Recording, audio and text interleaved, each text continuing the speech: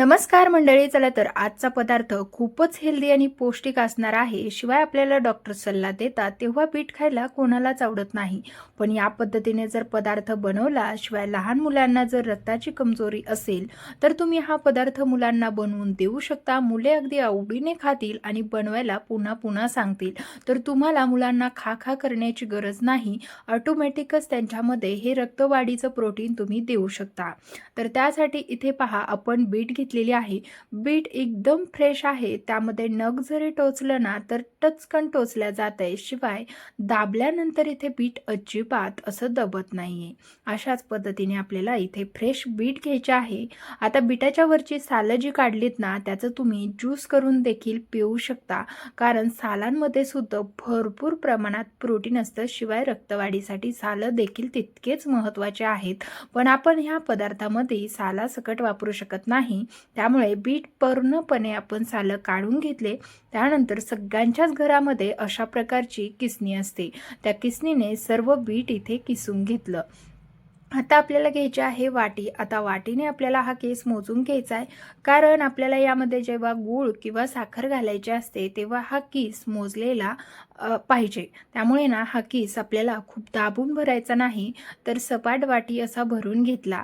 त्यानंतर राहिलेला किस किती भरतोय तर पहा, एकूण इथे पाऊण आणि पहिली एक तर पाऊण म्हणजे एक वाटी आणि पाऊण वाटी इतका हा किस आहे. तर यासाठी गूळ किंवा साखर किती प्रमाणात वापरायची हे मी तुम्हाला पुढे सांगणार आहे. पण एवढ्या किसासाठी आपण एक वाटी किसलेलं सुकं खोबरं घेतलेलं आहे.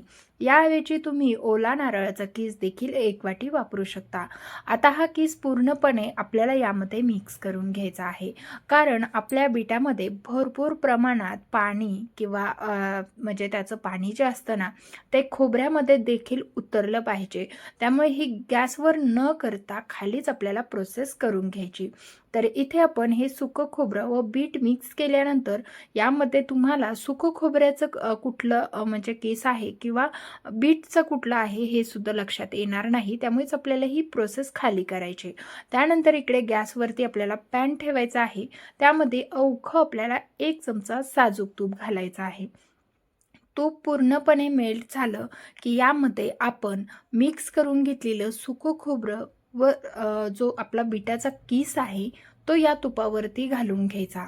आता आपल्याला एकाच 1 चमचा साजूक तुपामध्ये हा एकदम प्रोटीनने भरलेला आणि छान असा हा पदार्थ आज आपण बनवणार आहोत.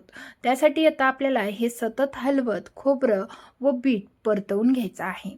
आता बीट छान प्रकारे परतल्या गेलं ना तर हा पदार्थ बीटाचा आहे हे ओळखायला सुद्धा येत नाही. फक्त कलरवरून तुम्ही सांगू शकता, पण कलर याचा इतका अप्रतिम येतो. शिवाय पदार्थ आतमधून रसरशीत तयार होतो. हे मी तुम्हाला व्हिडिओच्या पुढे दाखवणारच आहे. त्यामुळे ना सर्वांना एकच निवेदन आहे, व्हिडिओ कुठेही स्किप न करता शेवटपर्यंत बघा, जेणेकरून यामध्ये सांगितलेले छोटे छोट्या टिप्स तुमच्या लक्षात राहतील. आता पहा, बऱ्यापैकी खोबरं व आपला बिटाचा किस परतून झाला की ज्या वाटीने आपण किस मोजून घेतला, खोबरं मोजून घेतलं, त्या वाटीने 1 वाटी इथे आपण साखर घातली. हो, पण हा आणखीन हेल्दी आणि पौष्टिक पदार्थ होण्यासाठी आपल्याला यामध्ये जर तुमच्याकडे गूळ असेल ना तर इथे कुठलाही गूळ तुम्ही घरात रोज वापरता त्या रोज वापरातला गूळ इथे 1 वाटी घालू शकता. प्रमाण इक्वल सेमच राहणार आहे. साखर घाला किंवा गूळ घाला, पण गुळामुळे हा पदार्थ आणखीनच पौष्टिक तयार होणार आहे. त्यामुळे असेल तर गूळच घाला. आता आपल्याला ही साखर व्यवस्थित यामध्ये मेल्ट करून घ्यायची आहे.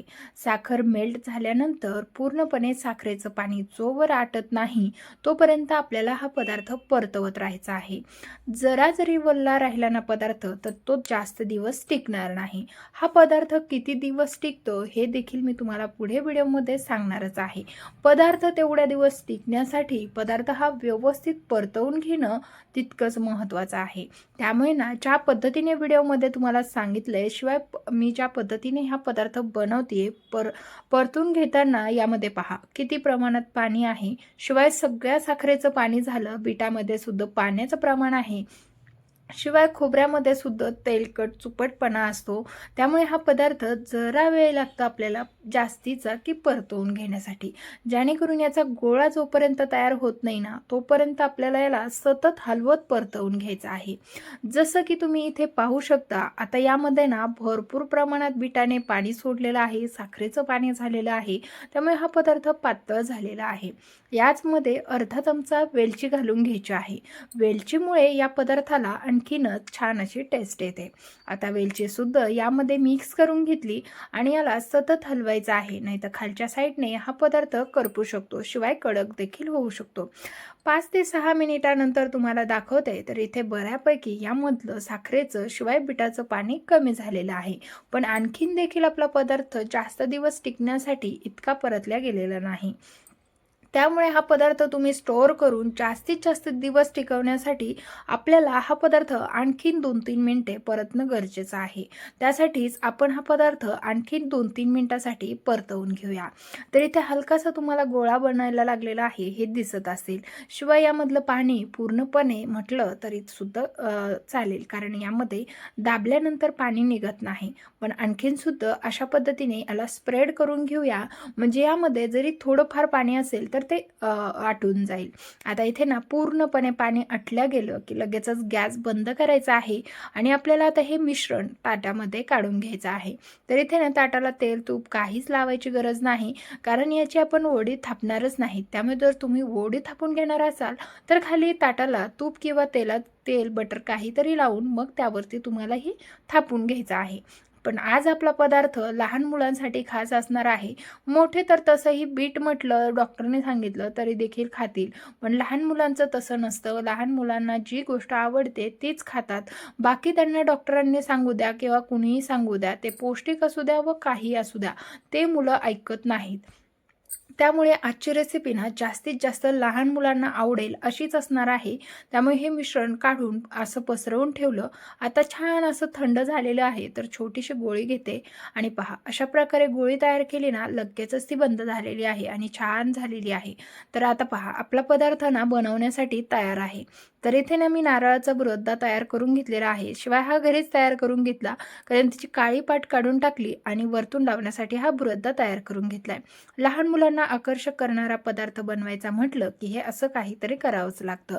तर शिवाय तुमच्या घरामध्ये जर नातेवाईकांमध्ये घरामध्ये कोणाला जर हा प्रॉब्लेम असेल ना तर त्यांना हा व्हिडिओ जरूर शेअर करा, जेणेकरून त्यांच्या मुलासाठी त्यांना मदतच होणार आहे.